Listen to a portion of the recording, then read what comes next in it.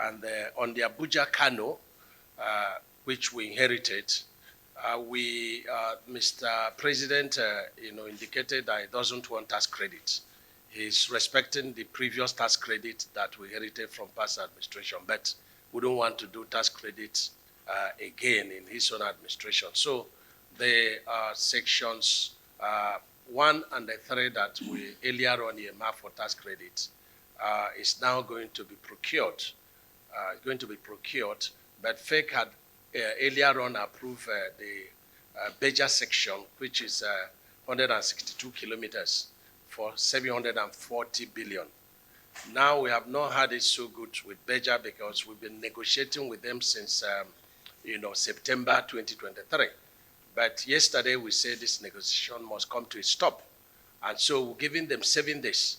If after 7 days they don't accept our offer, which is the highest so far in the country, then we have no any other option than to issue them 14 days termination notice in accordance with the contract laws. But let me announce that the President graciously approved that the entire stretch should be repaid, notwithstanding that we are going to do permanent construction. So within the next 2 weeks, you will be going through the entire road without any pothole. That is what we are doing.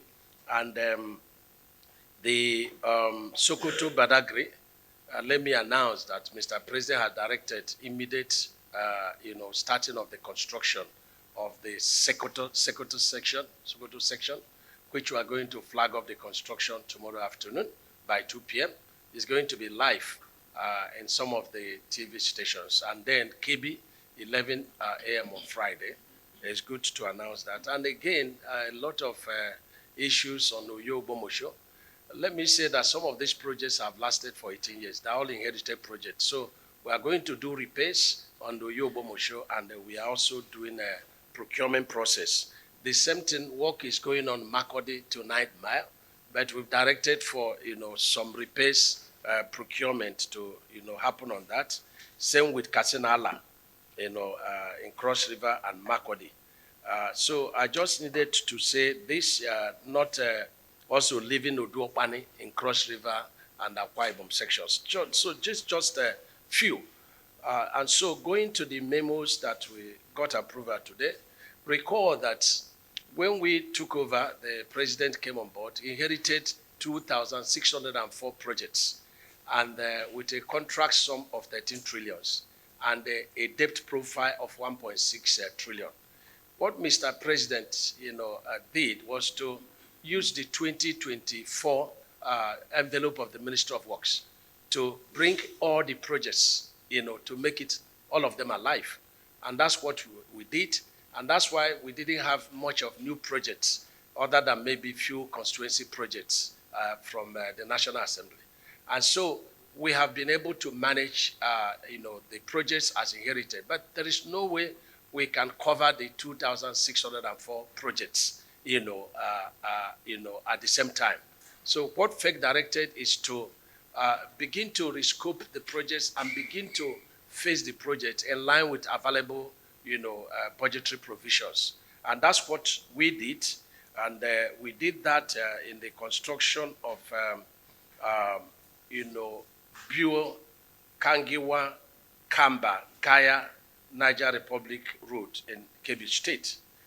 It was about 127 kilometers, but the fund available can effectively cater for 30 kilometers. So we have phased it into 2. First phase is 30 kilometers, which FEC approved today, and then the second phase is 97, and this will be procured when fund becomes available. It's the same thing with Yola Hong Mobi Road in Adamawa State. It was a total of about 176 kilometers. So what we are doing now is to do 58 kilometers within the limit of available funds, and then 127 kilometer will also be done in subsequent phases. And then we also have the Kachako Dambazua Road in Kano State. It was a total of 28.8 kilometers as awarded. And then what we have done now is to procure 5.6 kilometers phase one in line with money available, and then the 23.2 kilometer will be awarded next phase. So the beauty of this thing and the ingenuity of it is that this once we are procuring and phasing, we not suffer, a lot of inflation and fluctuations, due to a lot of dynamics in the construction materials. And finally, we presented a memo to FEC that where there is proof of funds, there is available funds. The Procurement Act allows MDAs to pay a maximum of 30% advance payment. And let me emphasize that this advance payment, when you read the law, it says may pay.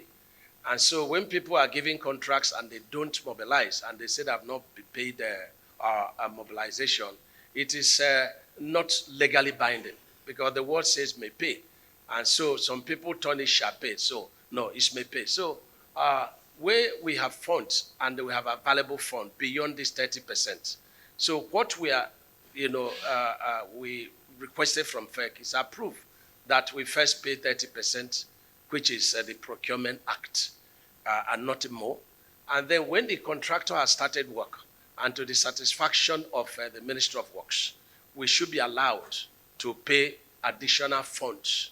Yes, the law allows us to pay in terms of, materials on site, but we are asking beyond that. What is the essence of this? Is to mitigate a lot of fluctuation and inflation, because we have a lot of, indices that affect the Ministry of Works, like the petroleum, it affects it, the dollar exchange rate also affects. So we are doing everything to manage the resources within the available funds so that we mitigate inflation. And so are we be seeking permission from the Honorable Minister and my colleagues here, and of course the press, to allow me to exit. If there may be questions, he is very capable, he can answer it, and so that I can travel to Sokoto to perform the assignments.